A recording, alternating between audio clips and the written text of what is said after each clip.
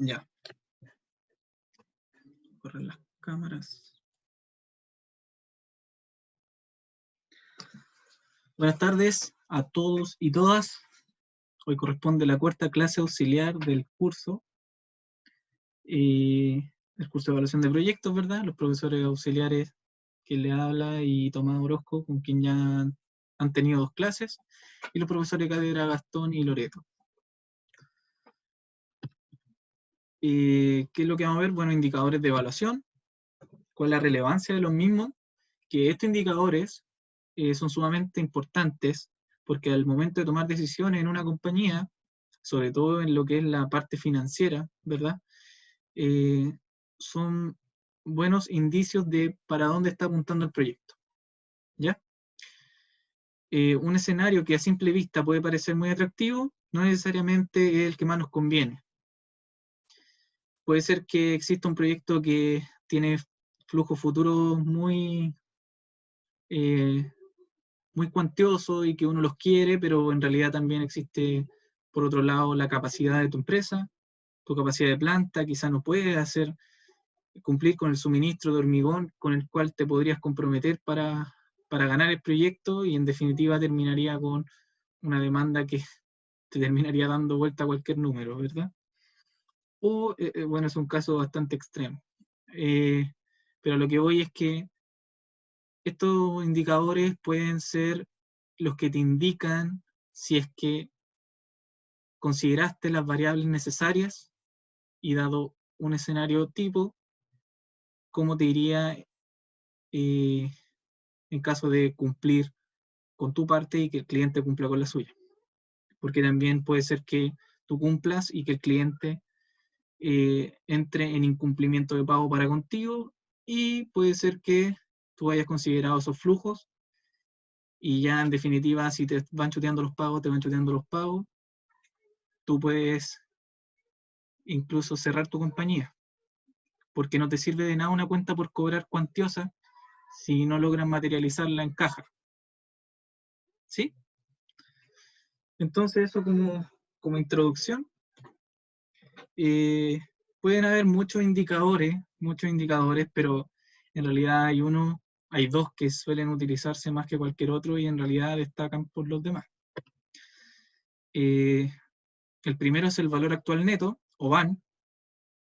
No necesariamente lo van a encontrar con este nombre, puede estar como el valor neto descontado, un beneficio neto actual, o el net present value, que en inglés hoy en día, ¿cierto? La calculadora financiera o el Excel.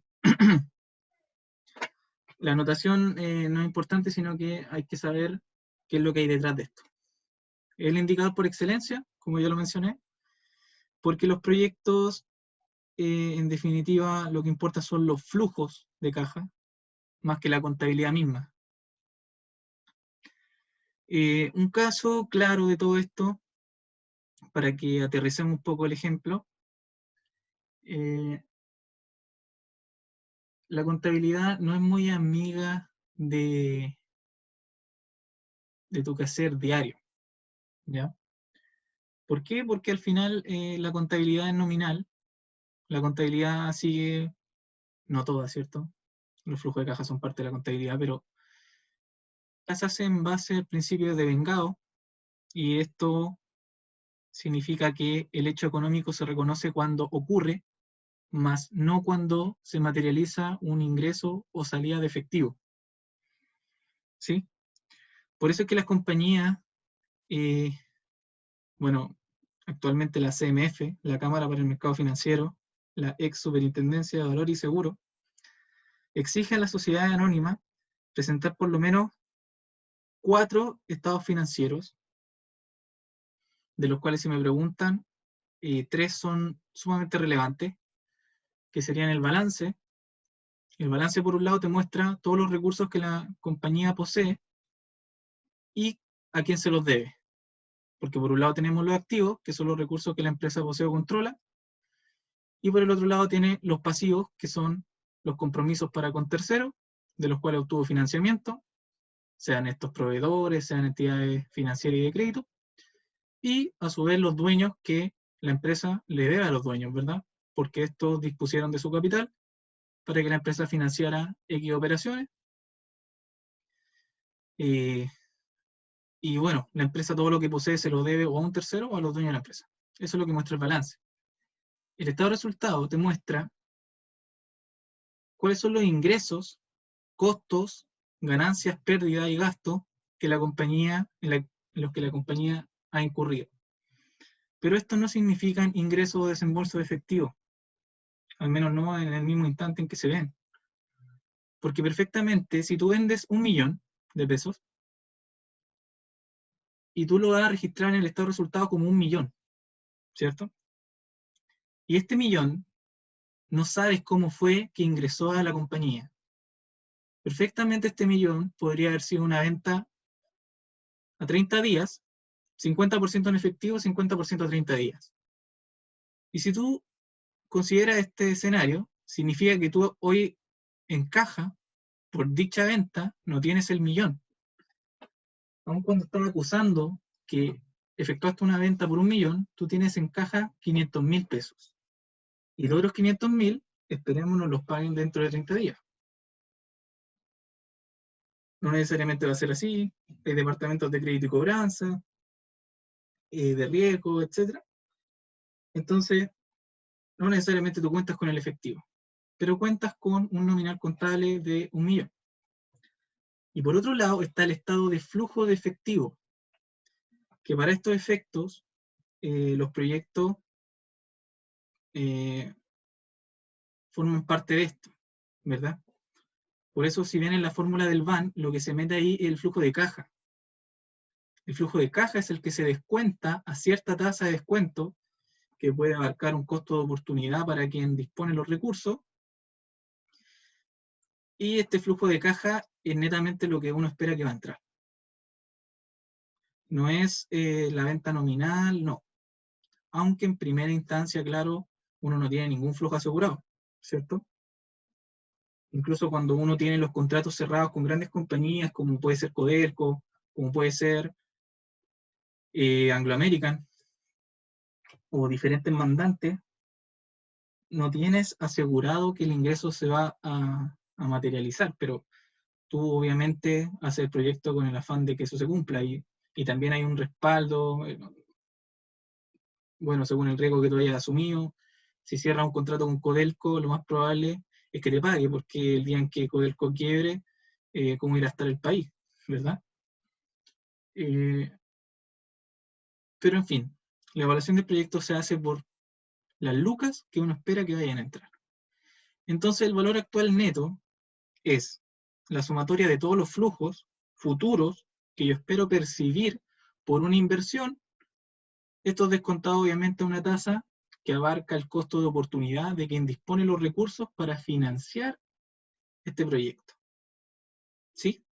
Y de quien asume el riesgo, ¿ya?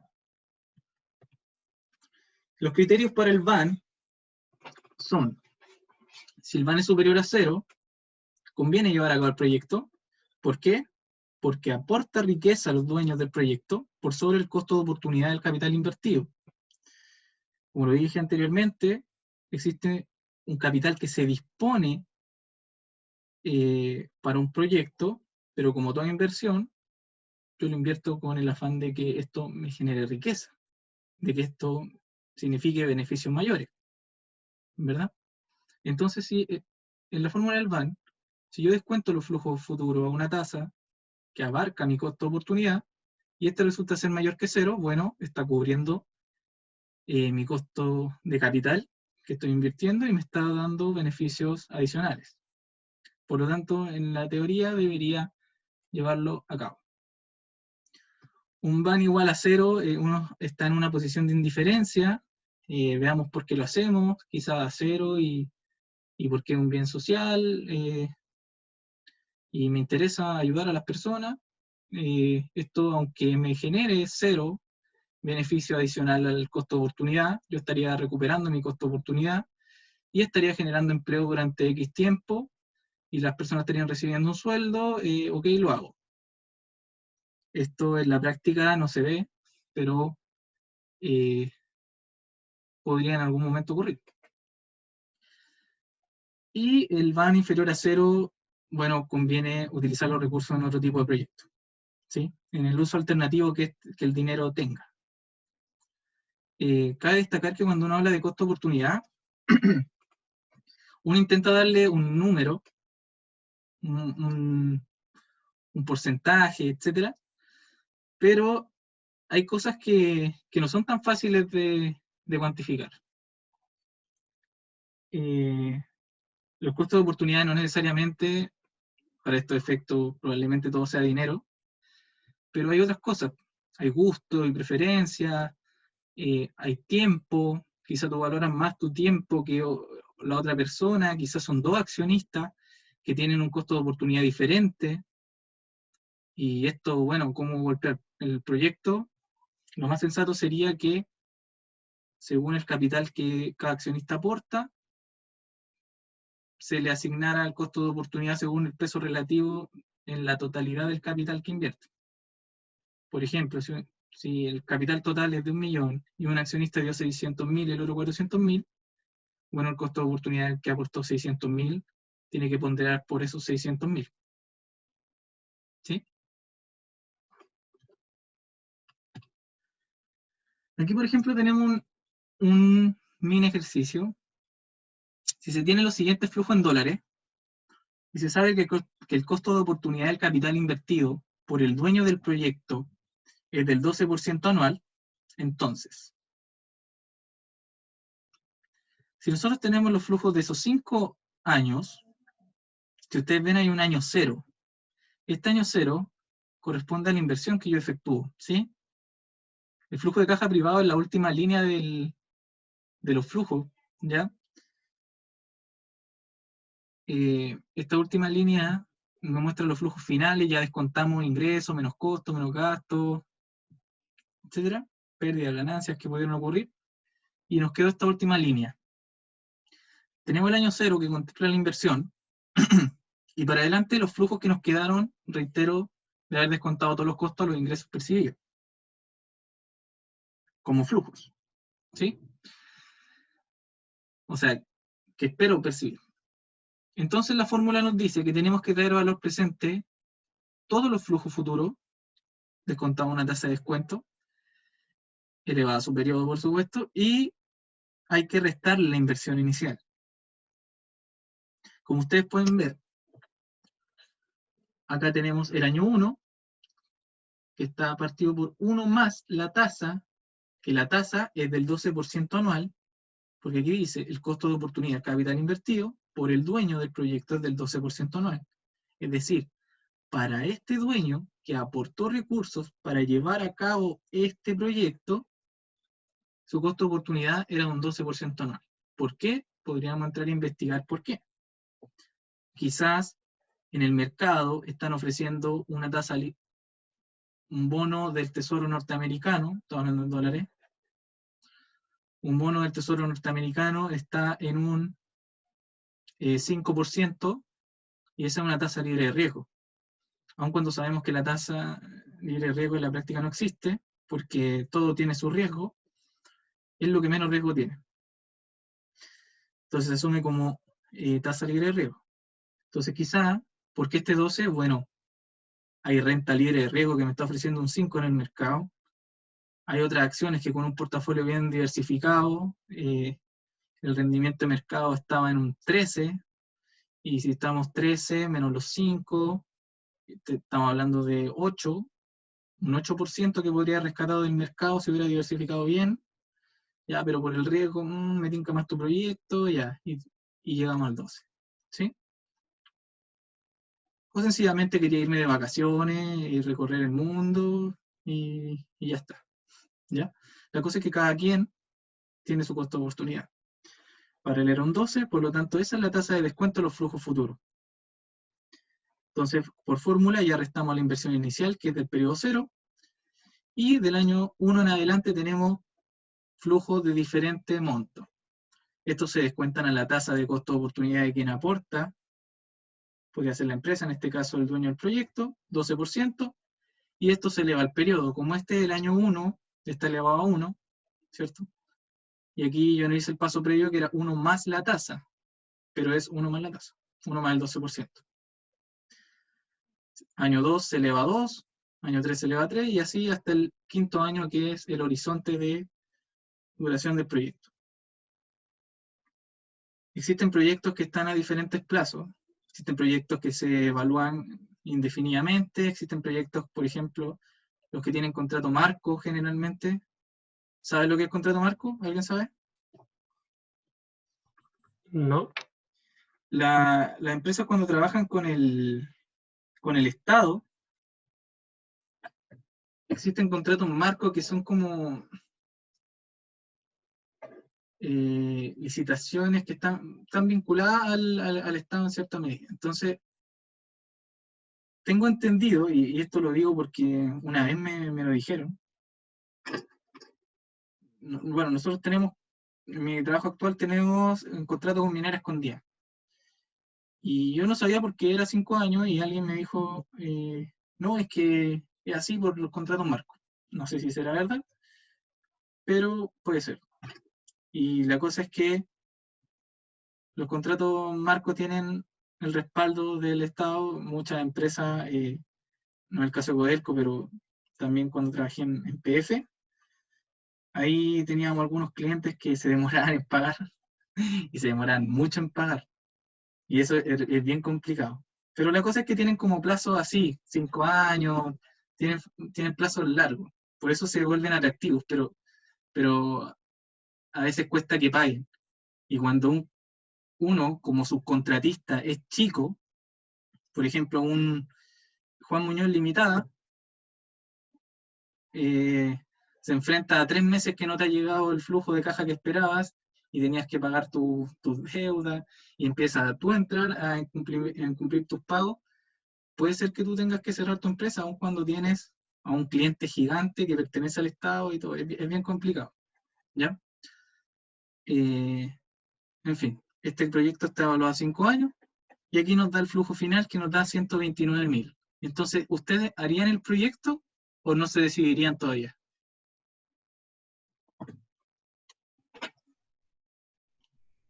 ¿Se haría el proyecto? Sí, como es mayor a 0, sí, sí sería, ¿o no? Se hace. No veo nada más. No veo otro indicador, ¿cierto? Yo entendí que se tenían que comparar siempre dos proyectos, que siempre hay otro proyecto alternativo, entonces faltaría la van del otro proyecto, que sería quizá, ¿qué pasa si no invierto mi dinero y lo dejo en la banca? Ya, es súper interesante lo que tú dices. No lo había pensado en verdad, pero claro, sí. Puede darse que uno tenga en la misma instancia de tiempo dos proyectos que uno evalúe. Pero creo que está bien tu respuesta. Y creo que también está bien la de los compañeros. Porque si el proyecto te da un ban positivo, el proyecto se hace. Se hace porque lo que tú estás diciendo es, voy a llevar a cabo un proyecto que me va a traer flujos X, y yo ya lo desconté a la tasa. Y esa tasa, en esta oportunidad, es la del 12% del dueño del proyecto. Pero esta tasa de acá puede cambiar según lo que tú estás evaluando. Por ejemplo, puede ser solamente el costo del accionista, si es una empresa que no tiene deuda con tercero. Si es una empresa que está apalancada, que está endeudada a largo plazo con entidades financieras y de crédito, tú aquí puedes utilizar el WACC, que el WACC es la composición de los pesos relativos de la deuda y del patrimonio por sus respectivas tasas exigidas, ¿sí? Una tasa exigida por el lado de la deuda, cierto, de riesgo, y por otro lado lo que va a exigir el accionista por disponer los recursos, porque el accionista, ¿por qué te va a entregar a ti recursos, a ti empresa, para que lo utilicen en un nuevo proyecto?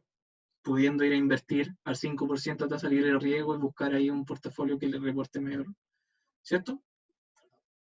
Entonces, el conjunto de esas tasas te puede dar esta I, que está acá. Así que en definitiva, esta I puede variar según qué es lo que tú estás evaluando, ¿sí?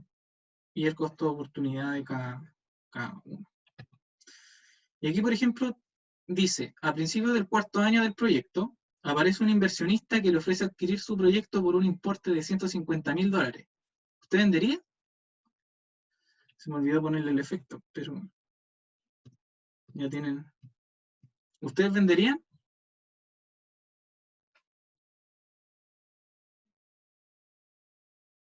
Uno vendería.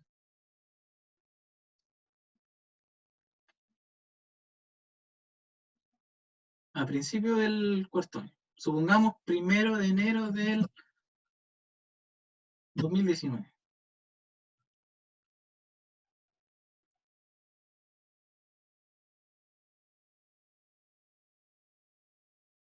¿Alguien vendería? ¿No vendería? Yo... O sea, tengo la duda como que... O sea, tendría que hacer como en el van sumarle al final como lo que me está ofreciendo el inversionista. No, no. A ti puede llegar cualquier persona y decirte, ¿sabéis que me gusta tu proyecto? Ándate para la casa, tómate vacaciones, no te calentís más la cabeza, porque tu proyecto en verdad yo ya lo vi, no te va a dar, pero toma, $150.000. Anda, relájate. Y aquí estamos moviendo plata de uno, plata real. Si el administrador está negociando, el administrador se queda sin trabajo. El administrador de la planta. Vende la planta, vende el proyecto, se cierra la planta, quedó sin pega. No es como una decisión en llegar y decir, ya sé que sí, a mi jefe le va a gustar. Tampoco ese jefe puede decir, ya sí, démosle nomás. Ese jefe tiene un subgerente. El subgerente, dale nomás, mandemos para la casa al administrador y démosle nomás. Ese tiene un gerente. Ese gerente tiene un gerente general. El gerente general tiene accionista. Los accionistas se guían por la junta directiva. Y después viene Dios. No. Pero la cosa es que si a ti te están diciendo al cuarto año, bueno, año 1, 2 y 3 ya pasaron, ¿verdad? Entonces te queda todo el cuarto año, porque tú estás diciendo, bueno, al principio del cuarto año, te queda todo el año 4 y te queda todo el año 5. Y suponiendo que la curva no ha variado en nada, son tus flujos esperados, el cliente se ha portado bien, tú te has portado bien, has cumplido, vas bien con la Gantt, con la carta Gantt de trabajo, vas bien con la planificación. ¿Cómo se llama esta cuestión? No actividad, ¿cómo se llama? Las mallas de...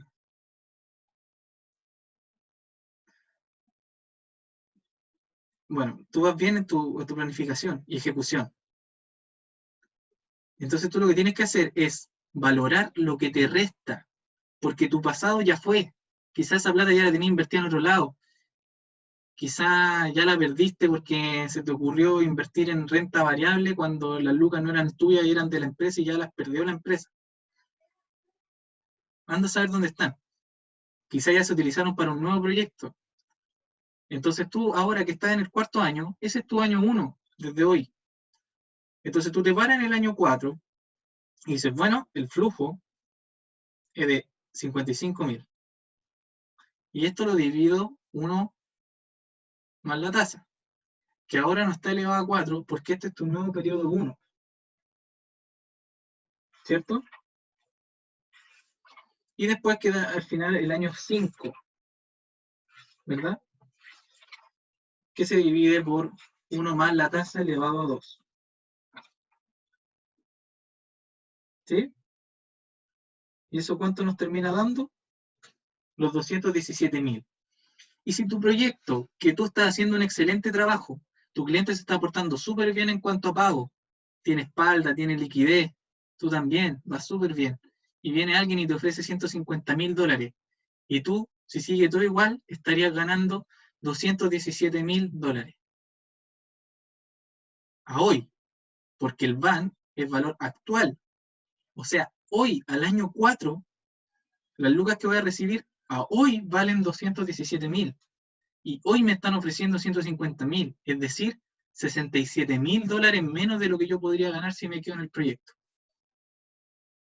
Entonces, ¿aceptas los 150.000? No, No, porque con el proyecto ganaría más. correcto. No aceptaría los 150.000.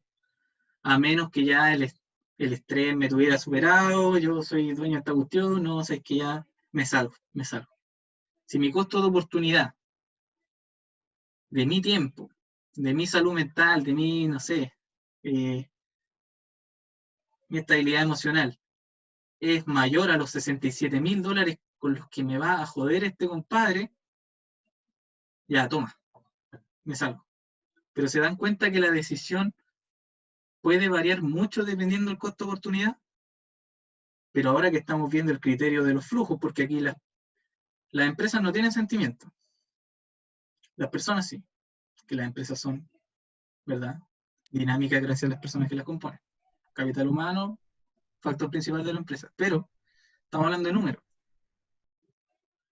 Y la empresa no tiene sentimiento, entonces, a ver, me estáis ofreciendo $150.000 por un proyecto que vale 217.000. No, chao, para la casa. ¿Sí? Así de certero. Oye, pero no, y la TIR, me da lo mismo.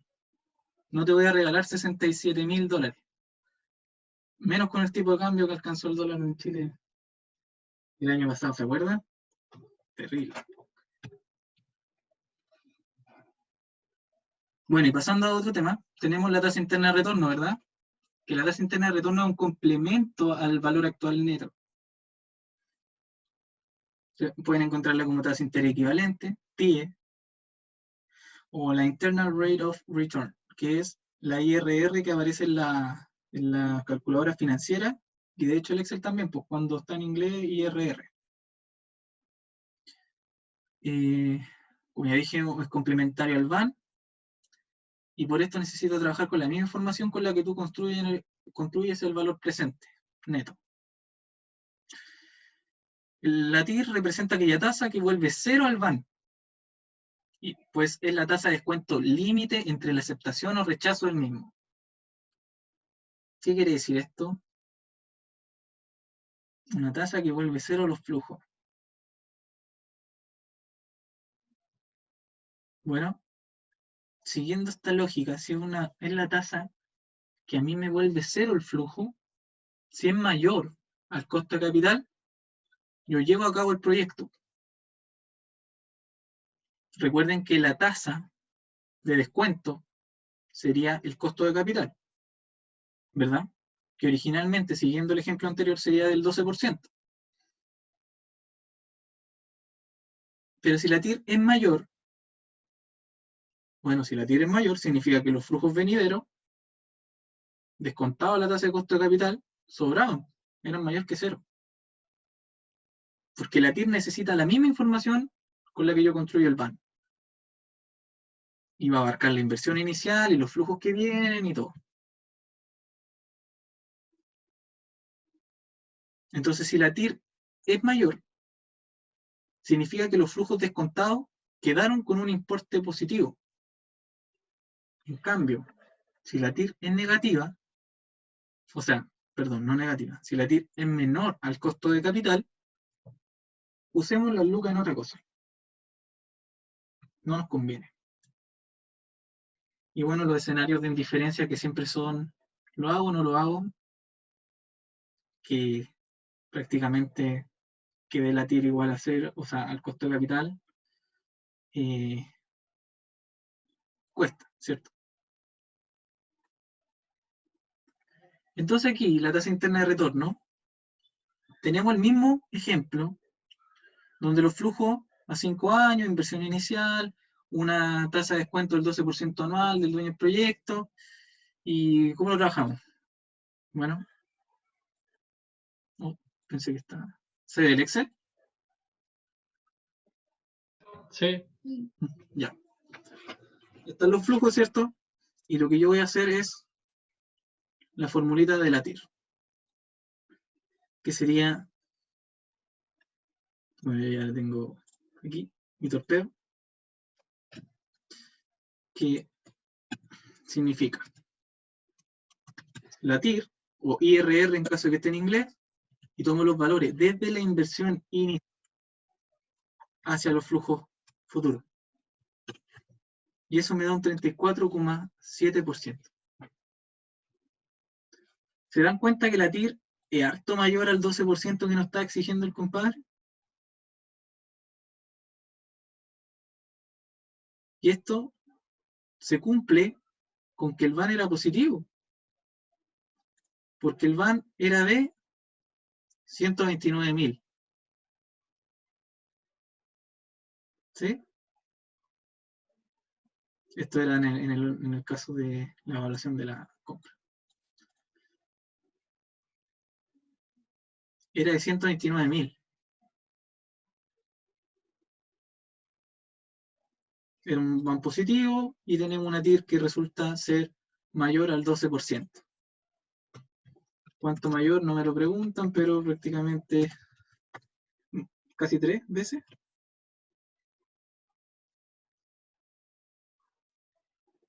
El 35%. La tasa exigida era solo del 35% de la TIR que está dando el proyecto.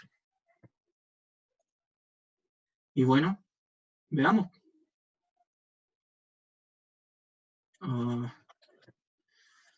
Chuta, se me quedó. Se me quedaron pegadas las fórmulas, pero a ver. 55, 55, 7, 30. Ah, ya. Lo arreglo el tiro.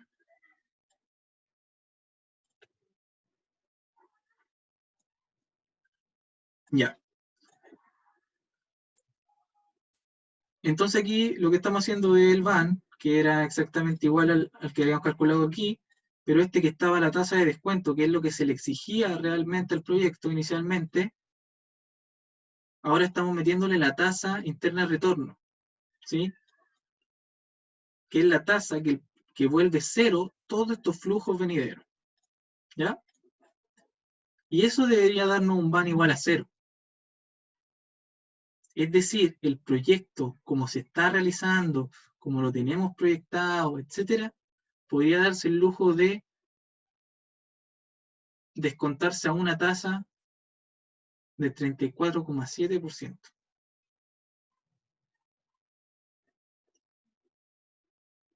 ¿Sí? Debería ser cero.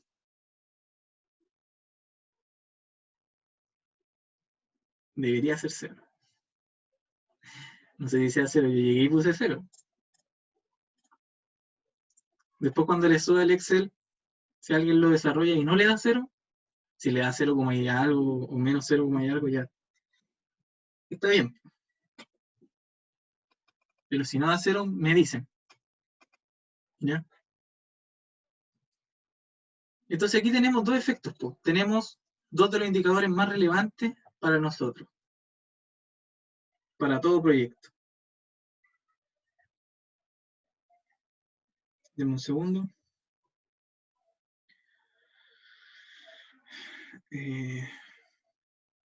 Ya, que me llegó un mensaje. De acuerdo. Existen otros tipos de indicadores, estos no son únicos, ¿cierto? Y de hecho, algo que les voy a recomendar, porque todo esto que estoy pasando aquí, no lo que he hablado de conceptos, sino que este mismo ejercicio sigue el mismo hilo, es el capítulo 8 de indicadores de evaluación, del libro que escribió Eduardo Contreras y Cristian Diez. Eduardo Contreras, profesor de evaluación de proyectos en el Departamento de Ingeniería Industrial, y Cristian Diez, que es el director del MBA. ¿Sí? Es re bueno el libro. Y, bueno, siguiendo el mismo caso, reitero que no era el mismo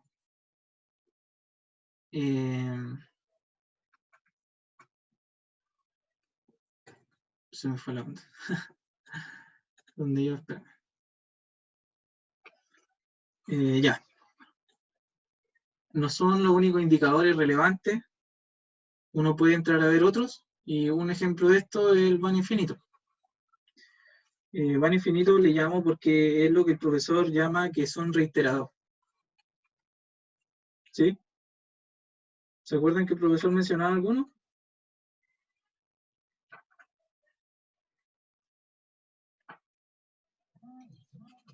No, la verdad no. Es que eran proyectos repetibles. Eso de como la van 10%, van 20%, ¿no?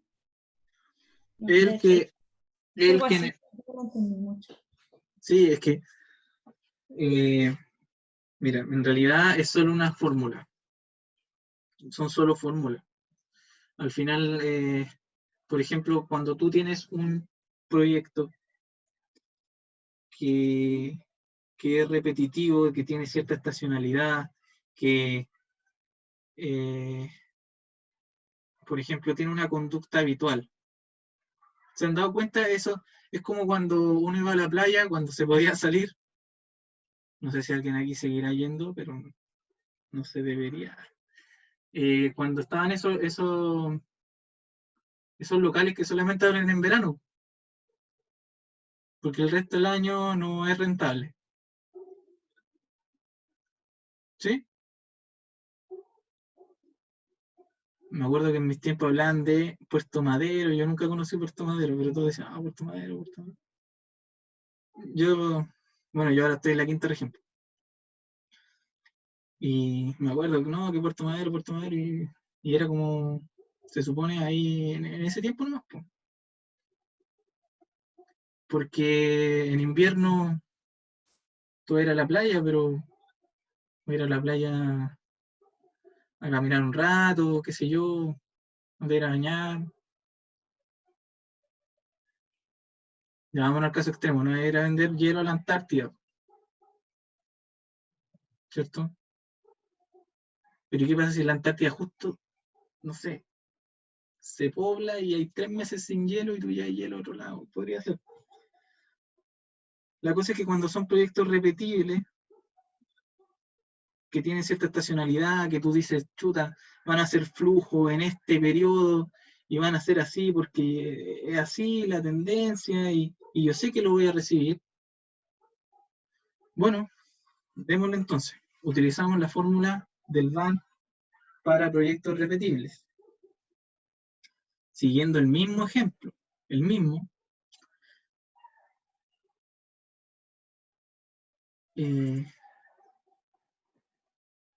ya.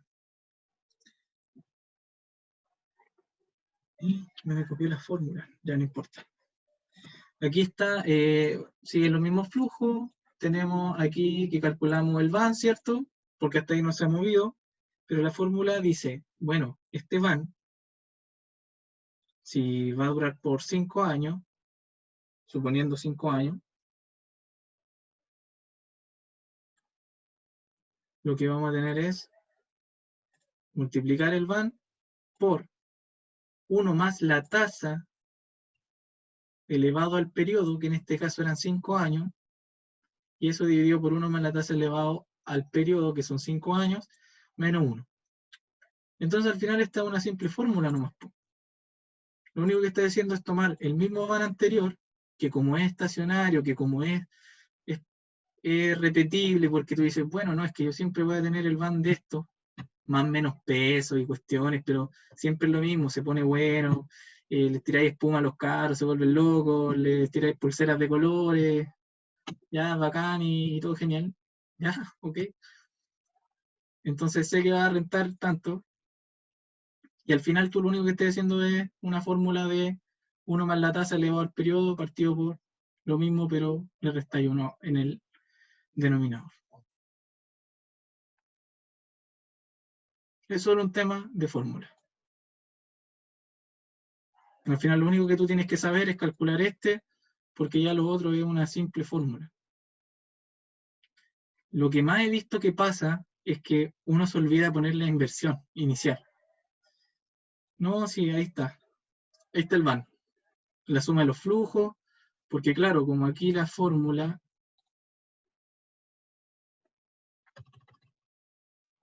yo no veo inversión, ya pues no va nomás, pues. Pero sí, pues, siempre la inversión inicial va. Y la inversión inicial no se descuenta. Es un flujo directo.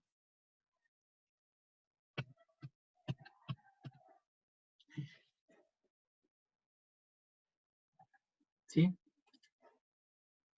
Así de facilito. Y después viene el VAWE,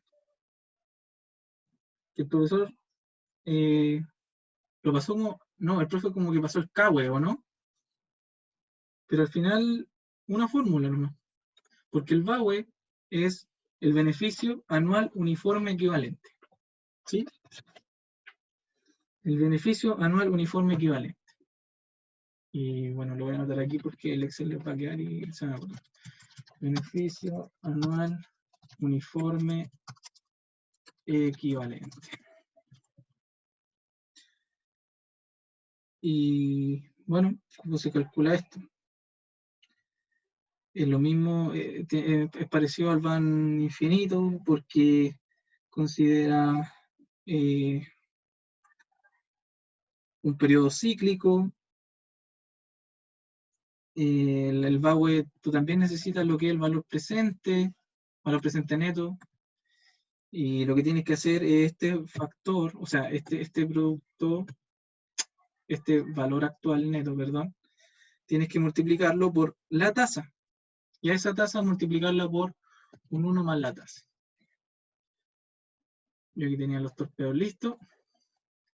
Entonces, el beneficio anual uniforme equivalente es el VAN por la tasa por 1 más la tasa elevada al periodo, y eso dividido por 1 más la tasa elevada a menos 1.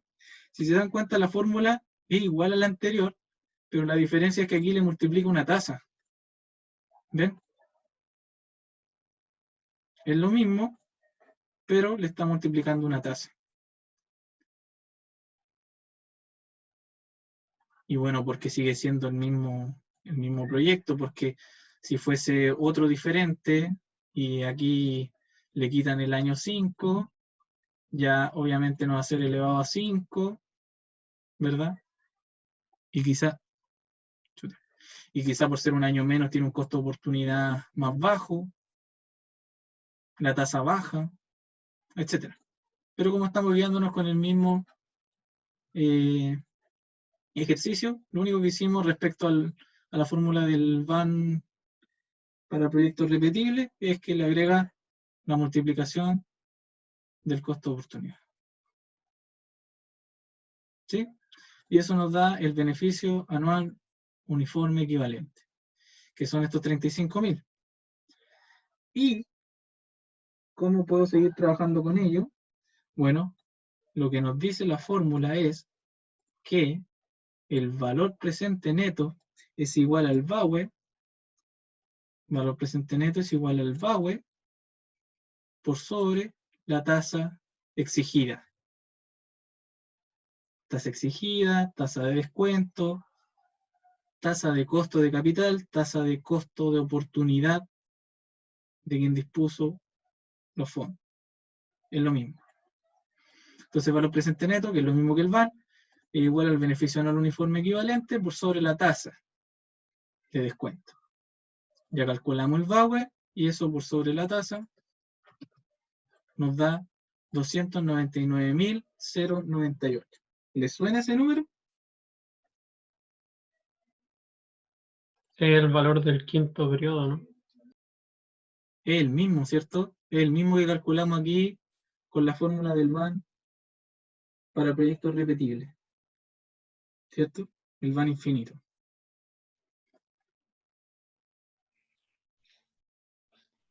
¿Ven? ¿Podría repetir, por favor, la fórmula del Bauer, del beneficio anual uniforme equivalente? Oh. El VAWE es igual a al van por, vamos a poner un corchete, R por, ahí se me, ya lo voy a separar, pero ese es un por, ¿ya?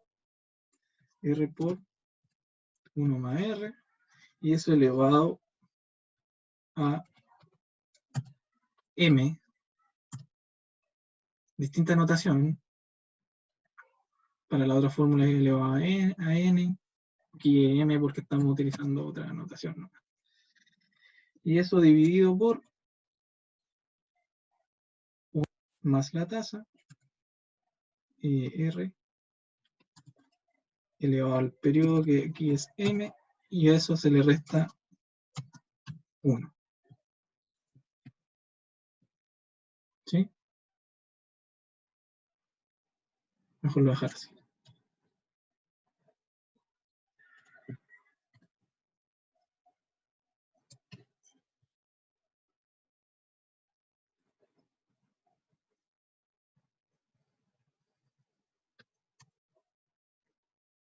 Ahí está.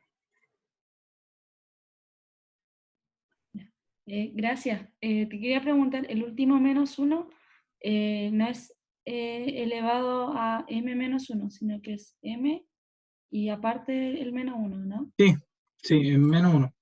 Ya, De hecho, gracias. intenté separarlo más aquí porque, por lo mismo, se ve feo. Pero sí, es en menos 1 de todo esto.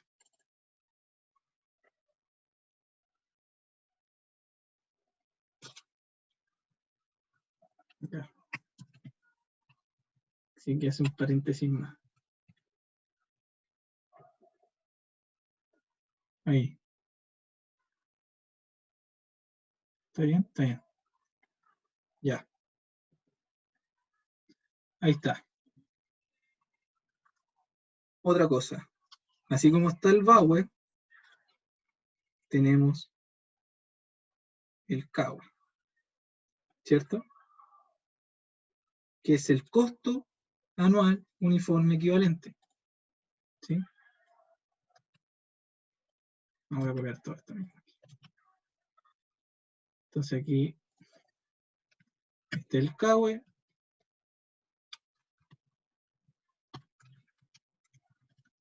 Costo anual uniforme. Aquí tenemos el CAWE. Y aquí la fórmula obviamente puede cambiar porque si no se llamarían igual. ¿Y cómo cambia esto?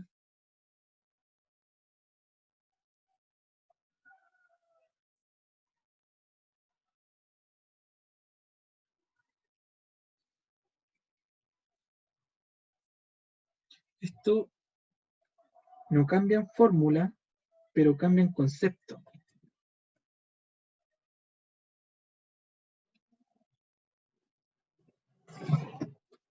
Con eso los compliqué. No cambia en fórmula, pero cambia en concepto. ¿Por qué? Porque este es el costo anual uniforme equivalente. Costo. Por lo tanto, no lo vamos a poder ocupar en este ejercicio. Porque aquí lo que estamos, no tenemos más detalles, tenemos la última línea, no sabemos cuáles fueron los costos, etc. ¿Sí?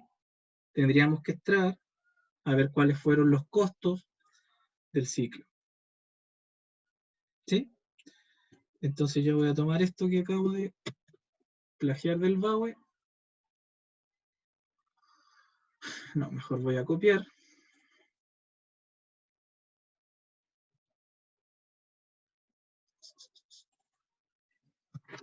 Ah, bueno.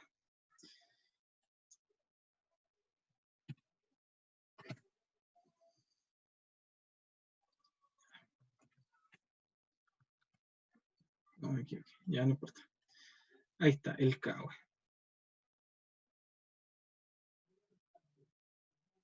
Ah, pero tengo que modificar toda esta cuestión.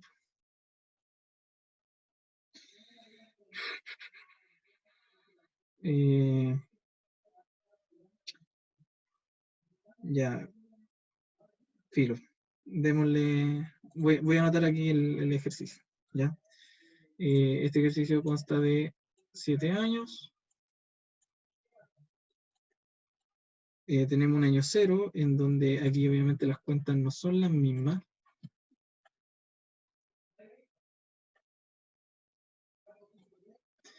Recuerden que en este caso tenemos que considerar costos. Entonces, aquí tenemos combustible.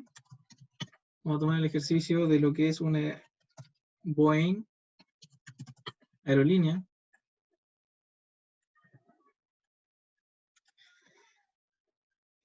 Combustible, mantenimiento, inversión. Inversión.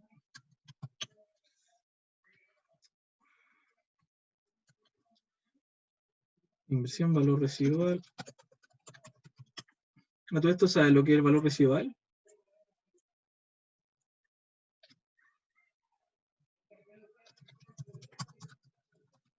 ¿No?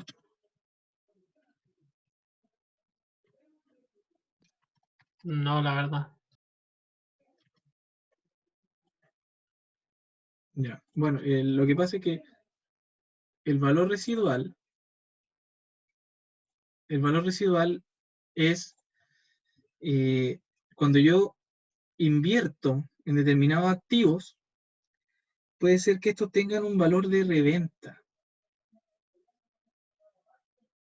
¿Ya? Puede ser un valor de reventa.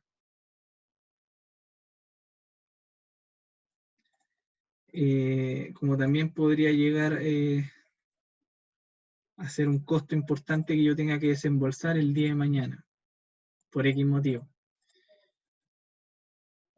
Generalmente el valor residual es lo que uno le queda por esos activos que cumplen su vida útil y aún así pueden continuar funcionando de la misma manera o un poco después. O sea, de la misma manera o un poco diferente, pero que pueden reportarle ciertos beneficios a alguien y que es condición principal de un activo.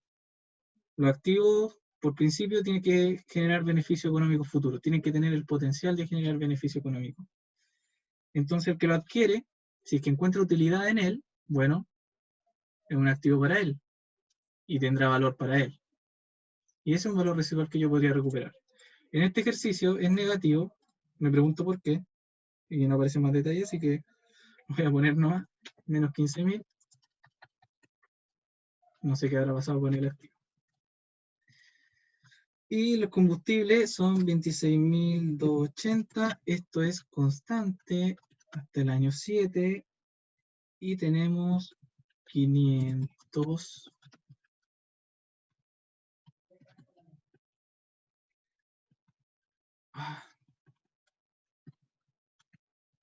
500. Y aquí nosotros hacemos una suma, ¿no? Prácticamente estamos considerando que esto nomás es el flujo de caja. ¿Sí? Entonces ahora, nosotros cuando vamos a utilizar esta fórmula, ¿se acuerdan que cuando utilizamos el VAWE necesitábamos calcular el VAN? Entonces vamos a tener que hacer lo mismo para el CAWE. Es lo mismo, pero para los costos. Entonces, yo lo que voy a tener que hacer es una inversión inicial que es de menos 30.000, ¿cierto? Porque es la que aparece en el año 0, aparece como inversión. Que el cuadro no lo muestre como negativo no significa que no sea negativo. Está en la inversión, ¿verdad? Por lo tanto son... No, espérenme. Ahí me equivoqué. Debería estar en negativo acá.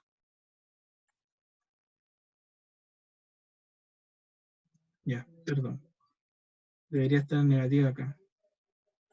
Si aparece en positivo, entonces tiene que ser una inversión que en el año 0 significa un ingreso. Raro, no importa. Bueno. Ay, ay, ay. Y aquí vamos poniendo los que son los flujos de caja.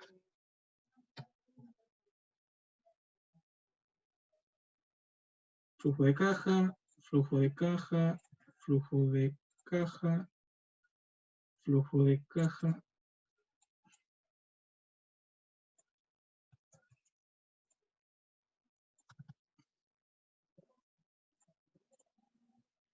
Flujo de caja, esto ya del año 1, 2, 3, 4, 5, 6. Falta uno. Ahí.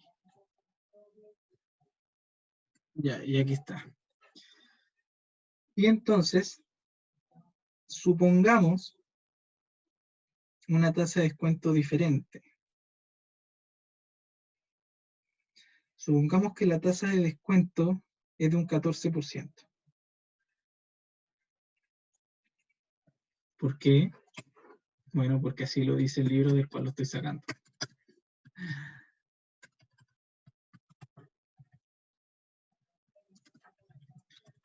$14 entonces.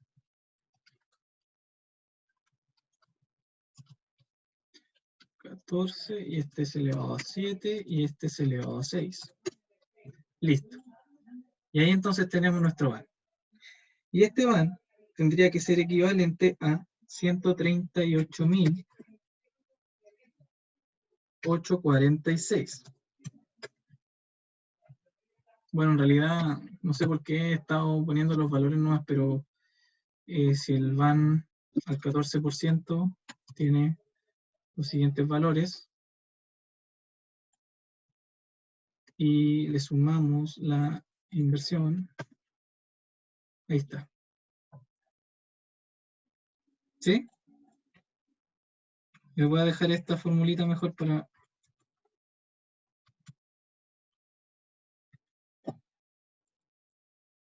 que la use. ¿Sí? Y aquí ya no es el BAWE, sino que es el CAWE. Y el CAWE, como vimos en la otra formulita, no debería variar. No debería variar. Y espero no equivocarme, pero no debería variar. Debería utilizar el van más, o sea, el van multiplicado por la tasa, que en este caso la cambiamos, que era el 14%, por 1 más la tasa, que en este caso sería el 14%. Y obviamente tendría que cambiar el M, que sería el periodo, porque ahora son 7 periodos.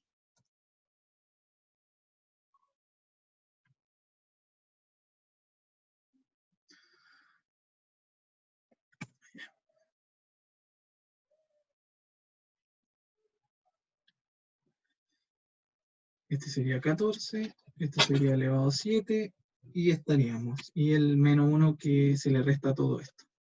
¿Sí? ¿Y el CAWE cuánto terminaría siendo?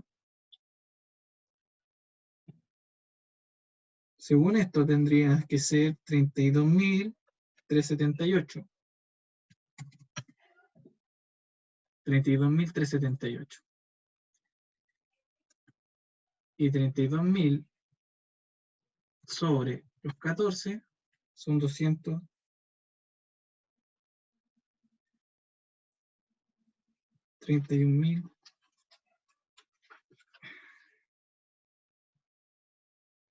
Que en verdad aquí no tengo ese cálculo. Pero no lo pedían.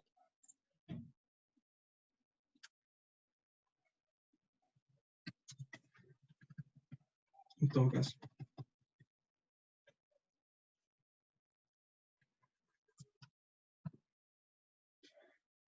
En resumen, que el profesor eso es lo que vio.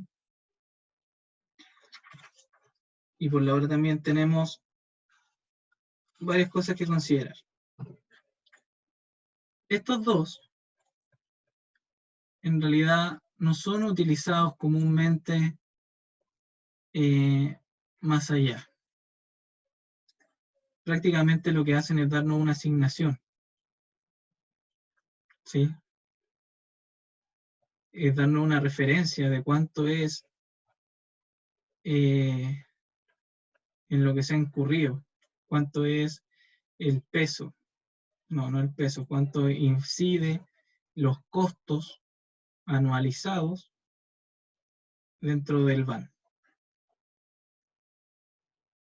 Y este van infinito es un van para proyectos estacionarios, proyectos que se suelen manifestar de manera similar, que se esperan que su conducta sea repetible en el tiempo, reitero, estacionarios, que tienen una historia que me permite asegurar el flujo,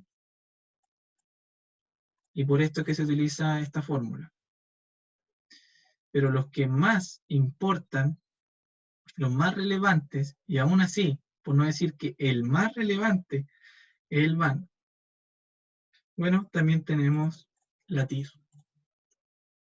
La TIR tiene que ser superior a la tasa exigida. La tasa exigida es la que quien dispone los fondos, puede ser la empresa misma, puede ser un tercero, puede ser una entidad financiera, lo que sea, quizá un proyecto, por ejemplo, las entidades que ahora te dan financiamiento, Corfo yo tengo entendido que te exige cierta rentabilidad. Imagino que cada una dependiendo del proyecto que uno le lleve, pero te lo exige porque en algún momento uno tiene que devolver algunos fondos, ¿no? Yo nunca me he ganado nada, nunca he postulado nada, nunca he hecho nada de eso. Pero he tenido como varios amigos que se meten en esas cosas y una vez escuché hace tiempo que te pedían reincorporar los flujos después de X años. Entonces, tu factor principal, tu indicador principal siempre va a ser el van. El proyecto que tenga van positivo es porque la TIR va a ser positiva. Ahora, puede ser que la TIR a diferentes plazos, cuando tú comparas un proyecto que a 5 años con una TIR que es a 3, tú tendrías que ajustar esa TIR. ¿Cierto?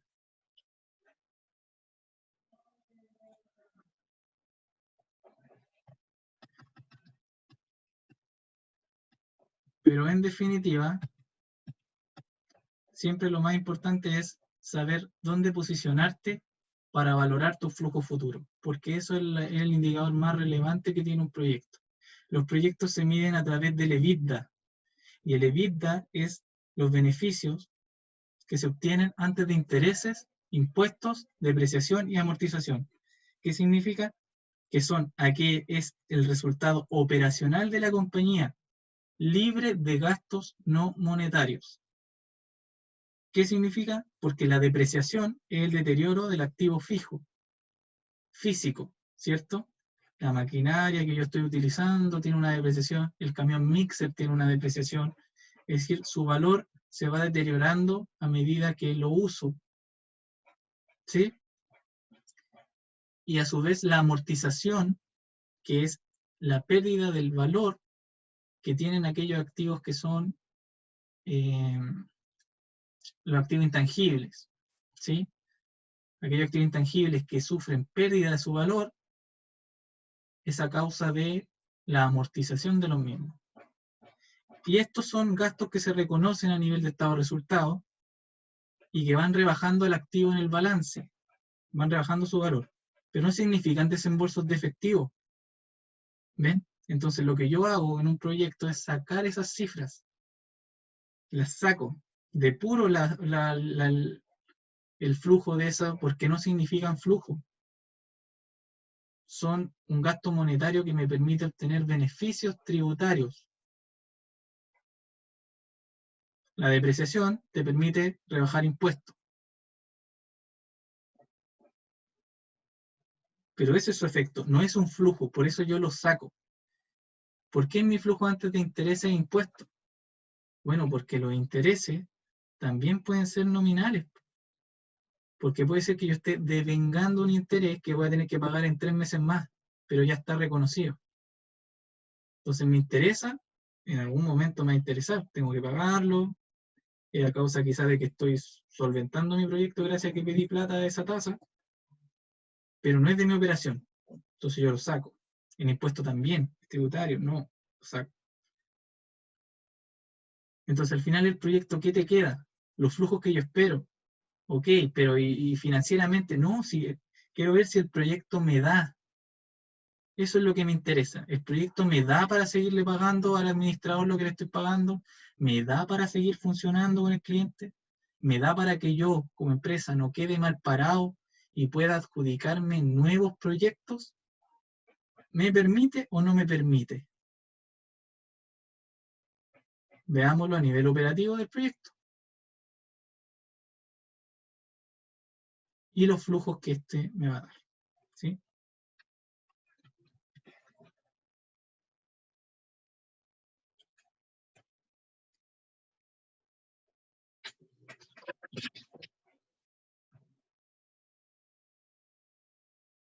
¿Como el ladero al final?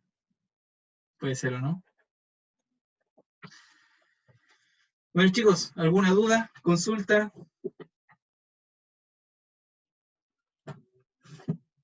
Perdón por lo fome, ya se fueron como 14 personas. Yo tengo una pregunta.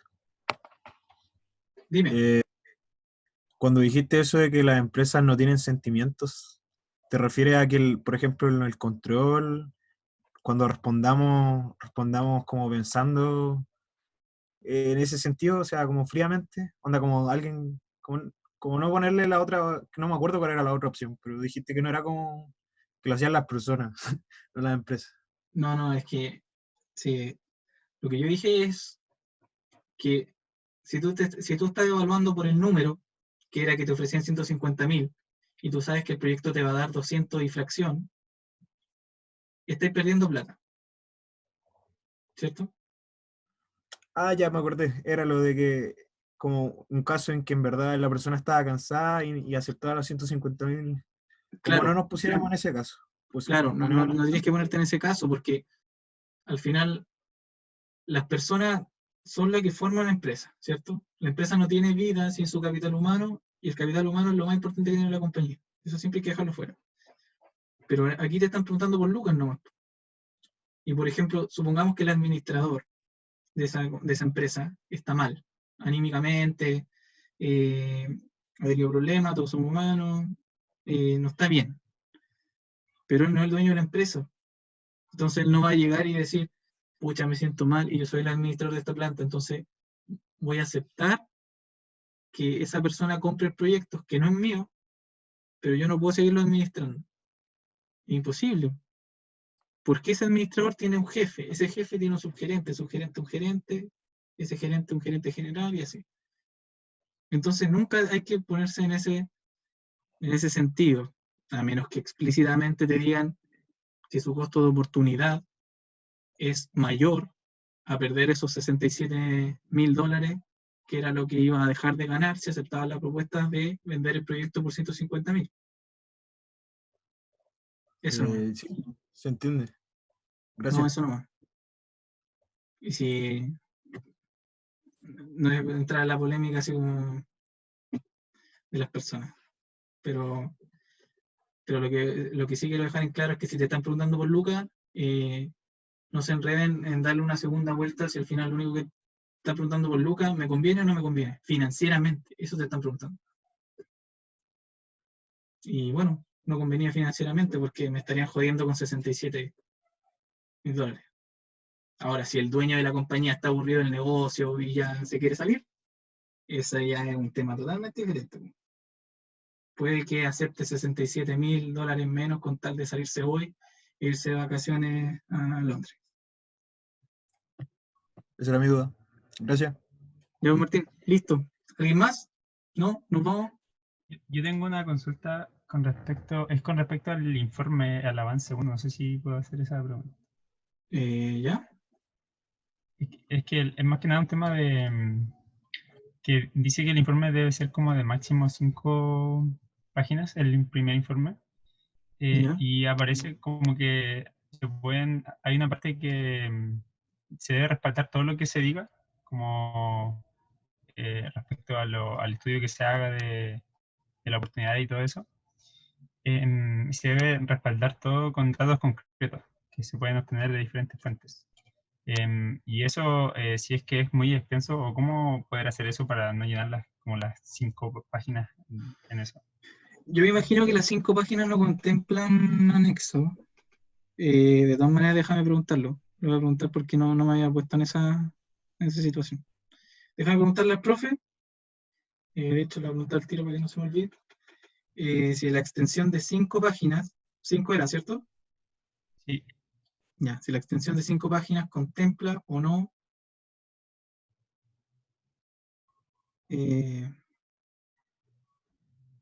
contempla un anexo, ¿ya? Porque si es así, en los anexos puede poner todos los detalles, ¿ya? Ah, ok. ¿Tu nombre, Felipe? Felipe Pereira. Pucha, deja anotar. No, lo voy a publicar en el foro, cuando tenga respuesta, ¿ya? Ok. Ya. Listo, chicos y chicas, que estén bien. Gracias. Cuídense. Chao. Buena jornada. Chau, chau. Gracias.